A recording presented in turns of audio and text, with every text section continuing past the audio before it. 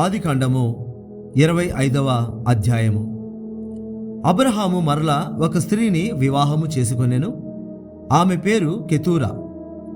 ఆమె అతనికి Zimran, Jokshan, Medan, మిద్యాను, Ishbak, Shuah అను వారిని కన్నెను.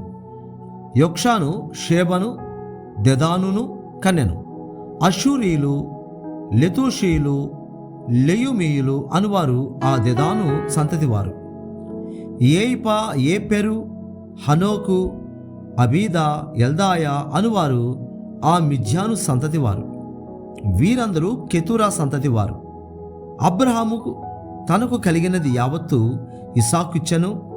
అబ్రహాము తన ఉపపత్నుల కుమారులకు బహుమానములిచ్చి తాను సజీవుడై ఉండగానే తన కుమారుడగు ఇస్సాకు నొద్ద నుండి తూర్పు తట్టుగా తూర్పు దేశమునకు వారిని పంపివేశాను. అబ్రహాము బ్రతికిన సంవత్సరములు 175. అబ్రహాము నిండు వృద్ధాప్యమునకు వచ్చిన వాడై మంచి ముసలితనమున ప్రాణము విడిచి మృతి పొంది తన పితరుల యొద్దకు చేర్చబడెను. హిత్తీయుడైన సోహరు కుమారుడగు ఎఫ్రోను పొలమందని మక్పేలా గుహములో అతని కుమారులకు ఇస్సాకును, ఇష్మాయేలును అతనిని పాతిపెట్టిరి. అది మమ్రే ఎదుటనున్నది. అబ్రహాము షేతు కుమారుల యొద్ద కొనిన పొలములోనే అబ్రహామును అతని భార్య అయిన శారయును పాతిపెట్టబడిరి. అబ్రహాము మృతి పొందిన తరువాత దేవుడు అతని కుమారుడు ఇస్సాకును ఆశీర్వదించెను. అప్పుడు ఇస్సాకు బేర్ లహాయిరోయి దగ్గర కాపురముండెను.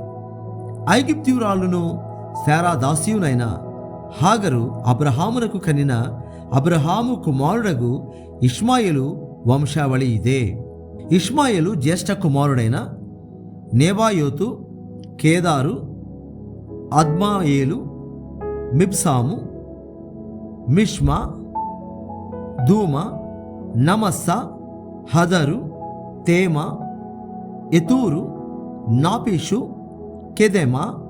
ఇవి వారి వారి వంశముల ప్రకారము వారి వారి పేర్ల చొప్పున ఇష్మాయేలు కుమారుల యొక్క పేర్లు. వారి వారి గ్రామములలోను వారి వారి కోటలలోను ఇష్మాయేలు కుమారులు వీరే. వారి పేర్లు ఇవే. వారి వారి జనముల ప్రకారము వారు 12 రాజులు. ఇష్మాయేలు బ్రతికిన సంవత్సరములు 137. అప్పుడతడు ప్రాణము విడిచి మృతి పొంది తన పితరుల యొద్దకు చేర్చబడెను. వారు అష్షూరులకు వెళ్ళు మార్గమున హవీలా మొదలుకొని ఐగుప్తు ఎదుటనున్న షూరు వరకు నివసించువారు. అతడు తన సహోదరులందరి ఎదుట నివాసం ఏర్పరచుకొనెను. అబ్రహాము కుమారుడగు ఇస్సాకు వంశావళి ఇదే. అబ్రహాము ఇస్సాకును కనెను. ఇస్సాకు పద్దనరాములో నివసించు సిరియావాడైన బెతూయేలు కుమార్తెయును సిరియావాడైన లాబాను సహోదరియునైన రిబ్కాను పెళ్లి చేసుకొన్నప్పుడు 40 సంవత్సరముల వాడు. ఇస్సాకు భార్య గొడ్రాలు కనుక అతడు ఆమె విషయమై యెహోవాను వేడుకొనెను. యెహోవా అతని ప్రార్థన వినెను గనుక అతని భార్య అయిన రిబ్కా గర్భవతి ఆయెను. ఆమె గర్భములు శిశువులు ఒకరితో ఒకడు పెనుగులాడిరి గనుక ఆమె ఇలాగైతే నేను బ్రతుకుట ఎందుకని అనుకొని ఈ విషయమై యెహోవాను అడుగ వెళ్ళెను. అప్పుడు యెహోవా ఆమెతో నిట్లనేను, 2 జనములు నీ గర్భములో కలవు, 2 జనపదములు నీ కడుపులో నుండి ప్రత్యేకంగా వచ్చును. ఒక జనపదము కంటే ఒక జనపదము బలిష్టమై ఉండును, పెద్దవాడు చిన్నవానికి దాసుడగును అనెను. ఆమె ప్రసూతి కావలసిన దినములు నిండినప్పుడు ఆమె గర్భమందు కవలవారు ఉండేది. మొదటివాడు ఎర్రని వాడుగా బయటికి వచ్చాను. అతని ఒళ్ళంతయు రోమ వస్త్రములే నుండెను గనుక అతనికి ఏశావు అను పేరు పెట్టిరి. తరువాత అతని సహోదరుడు బయటికి వచ్చినప్పుడు అతని చెయ్యి ఏశావు మడిమని పట్టుకొని ఉండెను గనుక అతనికి యాకోబు అను పేరు పెట్టబడెను. ఆమె వారిని కనినప్పుడు ఇస్సాకు 60 ఏండ్లవాడు. ఆ చిన్నవారు ఎదిగినప్పుడు ఏశావు వేటాడుటయందు నేర్పరై అరణ్యవాసిగా నుండెను. యాకోబు సాధువై గుడారములలో నివసించుచుండెను. ఇస్సాకు ఏశావు తెచ్చిన వేట మాంసమును తినుచుండెను గనుక అతని ప్రేమించను. రిబ్కా యాకోబును ప్రేమించను. ఒకనాడు యాకోబు కలగూర వంటకము వండుకొనుచుండగా ఏశావు అలసినవాడై పొలములో నుండి వచ్చి, నేను అలసి ఉన్నాను, ఆ ఎర్ర ఎర్రగానున్న దానిలో కొంచెము దయచేసి నాకు పెట్టుమని అడిగాను. అందుచేత అతని పేరు ఎదోము అనబడును. అందుకు యాకోబు, నీ జ్యేష్ఠత్వము నేడు నా కిమ్మని అడుగగా ఏశావు, నేను చావబోచున్నాను గదా, జ్యేష్ఠత్వము నాకెందుకనెను. యాకోబు, నేడు నాతో ప్రమాణం చేయమనెను. అతడు యాకోబుతో ప్రమాణము చేసి అతనికి జ్యేష్ఠత్వమును అమ్మివేయగా యాకోబు ఆహారమును చిక్కుడుకాయల వంటకమును ఏశావుకిచ్చెను. అతడు తిని త్రాగి లేచిపోయాను. అట్లు ఏశావు తన జ్యేష్ఠత్వమును తృణీకరించెను. ఆదికాండము 26వ అధ్యాయం. అబ్రహాము దినములలో వచ్చిన మొదటి కరువు గాక మరొక కరువు ఆ దేశంలో వచ్చెను. అప్పుడు ఇస్సాకు గెరారులోనున్న ఫిలిష్తీయుల రాజైన అబీమెలెకు నొద్దకు వెళ్ళెను. అక్కడ యెహోవా అతనికి ప్రత్యక్షమై, నీవు ఐగుప్తులోనికి వెళ్ళక నేను నీతో చెప్పు దేశమందు నివసించము, ఈ దేశమందు పరవాసివై యుండుము, నేను నీకు తోడై ఉండి నిన్ను ఆశీర్వదించెదను. ఏలయనగా నీకును నీ సంతానములకును ఈ దేశములన్నీ ఇచ్చి నీ తండ్రి అయిన అబ్రహాముతో నేను చేసిన ప్రమాణము నెరవేర్చి ఆకాశ నక్షత్రముల వలె నీ సంతానమును విస్తరింపజేసి ఈ దేశములన్నీ నీ సంతానమునకు ఇచ్చేదను. నీ సంతానం వలన సమస్త భూలోకములోని సమస్త జనులు ఆశీర్వదింపబడుదురు. ఏలయనగా అబ్రహాము నా మాట విని నేను విధించిన దాని నా ఆజ్ఞలను, నా కట్టడలను, నా నియమములను గైకొనెనని చెప్పాను. ఇస్సాకు గెరారులో నివసించెను. ఆ చోటి మనుషులు అతని భార్యను చూచి ఆమె ఎవరని అడిగినప్పుడు అతడు ఆమె నా సహోదరి అని చెప్పాను. ఎందుకనగా రిబ్కా చక్కనిది గనుక ఈ చోటి మనుష్యులు ఆమె నిమిత్తము నన్ను చంపుదురేమో అనుకొని తన భార్య అని చెప్పుటకు భయపడెను. అక్కడ అతడు చాలా దినములుండిన తరువాత ఫిలిష్తీయుల రాజైన అబీమెలెకు కిటికీలో నుండి చూచినప్పుడు ఇస్సాకు తన భార్య అయిన రిబ్కాతో సరసమాడుట కనబడెను. అప్పుడు అబీమెలెకు ఇస్సాకును పిలిపించి, ఇదిగో ఆమె నీ భార్యయే, ఆమె నా సహోదరి అని ఎలా చెప్పితవని అడుగగా ఇస్సాకు, ఆమెను బట్టి నేను చనిపోదునేమో అనుకొంటినని అతనితో చెప్పాను. అందుకు అబీమెలెకు, నీవు మాకు చేసిన ఈ పని ఏమి? ఈ జనులలో ఎవడైనా ఆమెతో నిర్భయముగా శయనించవచ్చునే, అప్పుడు నీవు మా మీదకి పాతకము తెచ్చిపెట్టు వాడవు గదా అనేను.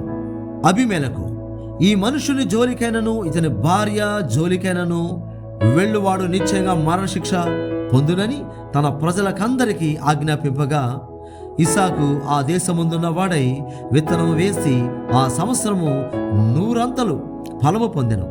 యెహోవా అతనిని ఆశీర్వదించెను గనుక ఆ మనుష్యుడు గొప్పవాడైన. అతడు మిక్కిలి గొప్పవాడగు వరకు క్రమక్రమముగా అభివృద్ధి పొందుచు వచ్చెను. అతనికి గొర్రెల ఆస్తియు దొడ్ల ఆస్తియు దాసులు గొప్ప సమూహమును కలిగినందున ఫిలిష్తీయులు అతని యందు అసూయపడిరి. అతని తండ్రైన అబ్రహాము దినములలో అతని తండ్రి దాసులు త్రవ్విన బావులన్నిటినీ ఫిలిష్తీయులు మన్ను పోసి పూడ్చివేసిరి. అబీమెలెకు, నీవు మాకంటే బహు బలము గలవాడు గనుక మా యొద్ద నుండి వెళ్ళిపోమని ఇస్సాకుతో చెప్పగా ఇస్సాకు అక్కడ నుండి వెళ్ళి గెరారు లోయలో గుడారము వేసుకొని అక్కడ నివసించెను. అప్పుడు తన తండ్రి అయిన అబ్రహాము దినములలో త్రవ్విన నీళ్ల బావులు ఇస్సాకు తిరిగి త్రవ్వించెను. ఏలయనగా అబ్రహాము మృతి పొందిన తరువాత ఫిలిష్తీయులు వాటిని పూడ్చివేసిరి. అతడు తన తండ్రి వాటికి పెట్టిన పేళ్ల చొప్పున తిరిగి వాటికి పేర్లు పెట్టెను. మరి ఇస్సాకు దాసులు ఆ లోయలో త్రవ్వగా జలలు గల నీళ్ల బావి దొరికెను. అప్పుడు గెరారు కాపరులు ఇస్సాకు కాపరులతో జగడమాడి ఈ నీరు మాదే అని చెప్పిరి. గనుక వారు తనతో కలహించినందున అతడు ఆ బావికి ఏసెకు అని పేరు పెట్టెను. వారు మరొక బావి త్రవ్వినప్పుడు దాని కొరకును జగడమాడిరి గనుక దానికి సిత్నా అని పేరు పెట్టెను. అతడు ఇక్కడ నుండి వెళ్ళి మరొక బావి త్రవ్వించెను. దాని విషయమై వారు జగడమాడలేదు గనుక అతడు, ఇప్పుడు యెహోవా మనకు ఎడమ కలుగజేస్తున్నాడు గనుక ఈ దేశమందు అభివృద్ధి పొందుదమనుకొని దానికి రహెబోతు అని పేరు పెట్టాను. అక్కడ నుండి అతడు బెర్షెబాకు వెళ్ళాను. ఆ రాత్రియే యెహోవా అతనికి ప్రత్యక్షమై, నేను నీ తండ్రి అయిన అబ్రహాము దేవుడను, నేను నీకు తోడయున్నాను గనుక భయపడకము. నా దాసుడైన అబ్రహామును బట్టి నిన్ను ఆశీర్వదించి నీ సంతానమును విస్తరింపజేసేదనని చెప్పాను. అక్కడ అతడు ఒక బలిపీఠము కట్టించి యెహోవా నామమున ప్రార్థన చేసి అక్కడ తన గుడారము వేశాను. అప్పుడు ఇస్సాకు దాసులు అక్కడ బావి త్రవ్విరి. అంతటా అబీమెలెకును అతని స్నేహితుడైన అహూజతును అతని సేనాధిపతి అయిన ఫీకోలును గెరారుండి అతని యొద్దకు వచ్చిరి. ఇస్సాకు, మీరు నా మీద పగబట్టి మీ యొద్ద నుండి నన్ను పంపివేసిన తర్వాత ఎందు నిమిత్తము నా యొద్దకు వచ్చి ఉన్నారని వారిని అడుగగా, వారు, నిత్యముగా యెహోవానికి తోడై ఉండుట చూచితివి గనుక మనకు అనగా మాకును నీకును మధ్యనొక ప్రమాణముండవలెననియు మేము నిన్ను ముట్టక నీకు మేరే తప్ప మరి ఏమి చేయక నిన్ను సమాధానంగా పంపివేసేదివి గనుక నీవును మాకు కీడు చేయకున్నట్లు నీతో నిబంధన చేసుకుందుమని అనుకుంటివి. ఇప్పుడు నీవు యెహోవా ఆశీర్వాదం పొందిన వాడవనిరి. అతడు వారికి విందు చేయగా వారు అన్నపానములు పుచ్చుకొనిరి. తెల్లవారినప్పుడు వారు లేచి ఒకరితో ఒకడు ప్రమాణము చేసుకొనిరి. తరువాత ఇస్సాకు వారిని సాగనంపగా వారు అతని యొద్ద నుండి సమాధానముగా వెళ్ళిరి. ఆ దినమందే ఇస్సాకు దాసులు వచ్చి తాము త్రవ్విన బావిని గూర్చి అతనికి తెలియజేసి, మాకు నీళ్లు కనబడినవని చెప్పిరి గనుక దానికి షేబా అని పేరు పెట్టెను.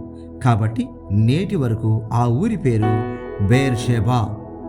ఏశావు 40 సంవత్సరముల వాడైనప్పుడు హిత్తీయుడైన బేయేరీ కుమార్తెయగు యహూదీతును, హిత్తీయుడైన ఏలోను కుమార్తెయగు బాషెమతును పెండ్లి చేసుకొనెను.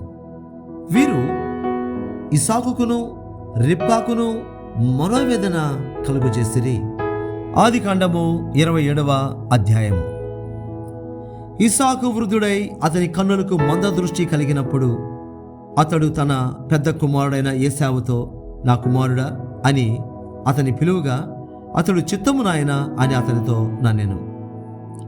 అప్పుడు ఇస్సాకు, ఇదిగో నేను వృద్ధుడను, నా మరణ దినము నాకు తెలియదు.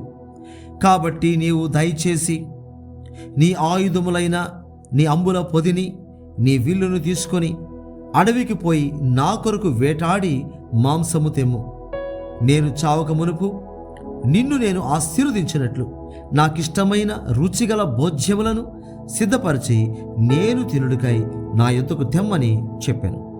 ఇస్సాకు తన కుమారుడగు ఏశావుతో ఇట్లు చెప్పుచుండగా రిబ్కా వినుచుండెను. ఏశావు వేటాడి మాంసము తెచ్చుటకు అడవికి వెళ్ళాను. అప్పుడు రిబ్కా తన కుమారుడగు యాకోబును చూచి, ఇదిగో నీ తండ్రి నీ అన్నయ్యన ఏశావుతో, మృతి పొందక మునుపు నేను తిని యెహోవా సన్నిధిని నిన్ను ఆశీర్వదించినట్లు నా కొరకు మాంసము తెచ్చి నాకు రుచిగల భోజ్యములను సిద్ధపరచమని చెప్పగా వింటిని. కాబట్టి నా కుమారుడా, నా మాట విని నేను నీకు ఆజ్ఞాపించినట్టు చేయము. నీవు మందకి వెళ్ళి 2 మంచి మేక పిల్లలను అక్కడ నుండి నా ఎదుకు తేము. వాటితో నీ తండ్రికి ఇష్టమైన రుచిగల భోజ్యములను అతనికి చేసేదను. నీ తండ్రి మృతి పొందక ముందు అతడు వాటిని తిని నిన్ను ఆశీర్వదించినట్లు నీవు వాటిని నీ తండ్రి యొద్దకు తీసుకొని పోవలేనా నేను.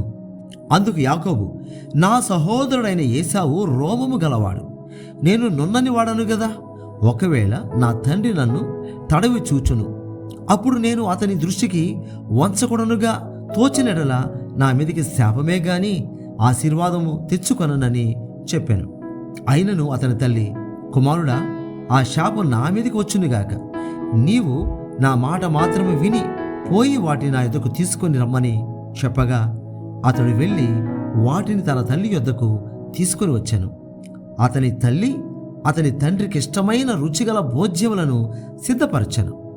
మరియు తన జ్యేష్ఠ కుమారుడకు ఏశావునకు సొగసైన వస్త్రములు ఇంట తన యొద్ద నుండెను గనుక రిబ్కా వాటిని తీసి తన చిన్న కుమారుడు యాకోబునకు తొడిగించి ఆ మేక పిల్లల చర్మములతో అతని చేతులను అతని మెడ మీద నునుపు భాగమును కప్పి తాను సిద్ధపరిచిన రుచిగల భోజ్యములను రొట్టెను తన కుమారుడగు యాకోబు చేతికియగా అతడు తన తండ్రి యొద్దకు వచ్చి నా తండ్రి అని పిలువగా అతడు ఏమి నా కుమారుడా నీవెవరవని అడిగాను. అందుకు యాకోబు నేను ఏశావు అను నీ జ్యేష్ఠ కుమారుడను.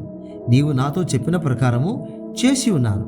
నీవు నన్ను దీవించుటకై దయచేసి లేచి కూర్చుండి నేను వేటాడి తెచ్చిన దానిని తినుమనెను. అప్పుడు ఇస్సాకు నా కుమారుడా ఇంత శీఘ్రముగా అది నీకెట్లు దొరికినని అడుగగా అతడు నీ దేవుడైన యెహోవా నా ఎదుటికి దాన్ని రప్పించుట చేతనే అని చెప్పాను. అప్పుడు ఇస్సాకు నా కుమారుడా నీవు ఏశావను నా కుమారుడవో కావో నేను నిన్ను తడవి చూచేదను దగ్గరకు రమ్మని చెప్పాను. యాకోబు తన తండ్రి అయిన ఇస్సాకు దగ్గరకు వచ్చినప్పుడు అతడు అతని తడవి చూచి స్వరము యాకోబు స్వరము గాని చేతులు ఏశావు చేతులే అనెను. యాకోబు చేతులు అతని అన్న అయిన ఏశావు చేతుల వలె రోమము గలవైనందున ఇస్సాకు అతనిని గుర్తుపట్టలేక అతనిని దీవించి ఏశావు అను నా కుమారుడు నీవేనా అని అడుగగా యాకోబు నేనే అనెను. అంతటా అతడు అది నా యొద్దకు తెమ్ము, నేను నిన్ను దీవించినట్లు నా కుమారుడు వేటాడి తెచ్చినది తిందుననేను. అతడు తెచ్చినప్పుడు అతడు తినెను, ద్రాక్షరసము తేగా అతడు త్రాగెను. తరువాత అతని తండ్రి అయిన ఇస్సాకు నా కుమారుడా దగ్గరికి వచ్చి నన్ను ముద్దు పెట్టుకోమని అతనితో చెప్పాను. అతడు దగ్గరకు వచ్చి అతని ముద్దు పెట్టుకొనేను. అప్పుడు అతడు అతని వస్త్రములను వాసన చూచి అతని దీవించి ఇట్లా నేను ఇదిగో నా కుమారుని సువాసన యెహోవా దీవించిన చేని సువాసన వలెనున్నది. ఆకాశపు మంచును భూసారమును విస్తారమైన ధాన్యమును ద్రాక్షరసమును దేవుడు నీకు అనుగ్రహించునుగాక. జనములు నీకు దాసులగుదురు, జనములు నీకు సాగిలపడుదురు. నీ బంధుజనులకు నీవు ఏలికవై ఉండుము. నీ తల్లి పుత్రులు నీకు సాగిలపడుదురు. నిన్ను శపించువారు శపింపబడుదురు, నిన్ను దీవించువారు దీవింపబడుదురుగాక. ఇస్సాకు యాకోబును దీవించుట అయిన తరువాత యాకోబు తన తండ్రి అయిన ఇస్సాకు ఎదుట నుండి బయలుదేరి వెళ్ళిన తక్షణమే అతని సహోదరుడైన ఏశావు వేటాడి వచ్చెను. అతడును రుచిగల భోజ్యములను సిద్ధపరచి తన తండ్రి యొద్దకు తెచ్చి నా తండ్రి నన్ను దీవించినట్లు లేచి నీ కుమారుడు వేటాడి తెచ్చిన దాన్ని తినుమని తన తండ్రితో నన్నేను. అతని తండ్రి అయిన ఇస్సాకు నీవెవరవని అతని నడిగినప్పుడు అతడు నేను నీ కుమారుడను ఏశావు అని నీ జ్యేష్ఠ కుమారుడననగా ఇస్సాకు మిక్కుటముగా గడగడ వణుకుచు అట్లయితే వేటాడిన భోజ్యమును నా యుద్ధకు తెచ్చిన వారెవరు? నీవు రాకమునుపు నేను వాటన్నిటిలో తిని అతనిని నిజముగా దీవించితిని. అతడు దీవింపబడిన వాడే అనెను. ఏశావు తన తండ్రి మాటలు వినినప్పుడు దుఃఖాక్రాంతుడై పెద్ద కేక వేసి ఓ నా తండ్రి నన్నును దీవించమని తన తండ్రితో చెప్పాను. అతడు నీ సహోదరుడు కపటోపాయముతో వచ్చి నీకు రావలసిన దీవెన తీసుకొని పోయాను. ఏశావు యాకోబు అను పేరు అతనికి సరిగానే చెల్లినది. అతడు నన్ను ఈ 2 మారులు మోసపుచ్చాను, నా జ్యేష్ఠత్వము తీసుకొనేను. ఇదిగో ఇప్పుడు వచ్చి నాకు రావలసిన దీవెనను తీసుకొనేనని చెప్పి నా కొరకు మరి ఏ దీవెనయు మిగిల్చి ఉండలేదా అని అడిగాను. అందుకు ఇస్సాకు ఇదిగో అతని నీకు ఏలికనుగా నియమించి అతని బంధుజనులందరినీ అతనికి దాసునిగా ఇచ్చితిని. ధాన్యమును ద్రాక్షరసమునిచ్చి అతని పోషించితిని గనుక నా కుమారుడా నీకేమి చేయగలనని ఏశావుతో ప్రత్యుత్తరమియ్యగా ఏశావు నా తండ్రి నీ యొద్ద ఒక దీవెనే ఉన్నదా? నా తండ్రి నన్ను కూడా దీవించమని తన తండ్రితో చెప్పి ఏశావు ఎలుగెత్తి ఏడవగా అతని తండ్రి అయిన ఇస్సాకు నీ నివాసం భూసారము లేకయు పైనుండి పడు ఆకాశపు మంచు లేకయు నుండును. నీవు నీ కత్తి చేత బ్రతుకుదువు, నీ సహోదరునికి దాసుడు వగుదువు. నీవు తిరుగులాడుచుండగా నీ మెడ మీద నుండి అతని కాడి విరిచివేయదు అని అతనికి ఉత్తరమిచ్చాను. తన తండ్రి యాకోబుకిచ్చిన దీవెన నిమిత్తము ఏశావు అతని మీద పగబట్టెను. మరియు ఏశావు నా తండ్రిని గూర్చిన దుఃఖ దినములు సమీపంగా నున్నవి. అప్పుడు నా తమ్ముడైన యాకోబును చంపేదననుకునేను. రిబ్కా తన పెద్ద కుమారుడైన ఏశావు మాటలను గూర్చి వినినప్పుడు ఆమె తన చిన్న కుమారుడైన యాకోబును పిలువనంపి అతనితో ఇట్లా నేను ఇదిగో నీ అన్నయ్యన ఏశావు నిన్ను చంపేదనని చెప్పి నిన్ను గూర్చి తన్ను తాను ఓదార్చుకొనుచున్నాడు. కాబట్టి నా కుమారుడా, నీవు నా మాట విని లేచి హారానులోనున్న నా సహోదరుడు లాబాను వద్దకు పారిపోయి నీ అన్న కోపం చల్లారు వరకు, నీ అన్న కోపము నీ మీద నుండి తొలగి నీవు అతనికి చేసిన వాటిని అతడు మరచు వరకు లాబాను వద్ద కొన్నాళ్ళు ఉండుము. అప్పుడు నేను అక్కడ నుండి నిన్ను పిలిపించేదను. ఒక్కనాడే మీ ఇద్దరిని నేను పోగొట్టుకొననేలా అనెను. మరియు రిబ్కా ఇస్సాకుతో, హేతు కుమార్తెల వలన నా ప్రాణం విసిగినది. ఈ దేశస్థురాండ్రైన హేతు కుమార్తెలలో వీరి వంటి ఒకదానిని యాకోబు పెళ్లి చేసుకునే ఎడల నా బ్రతుకు వలన నాకేమీ ప్రయోజనమనెను.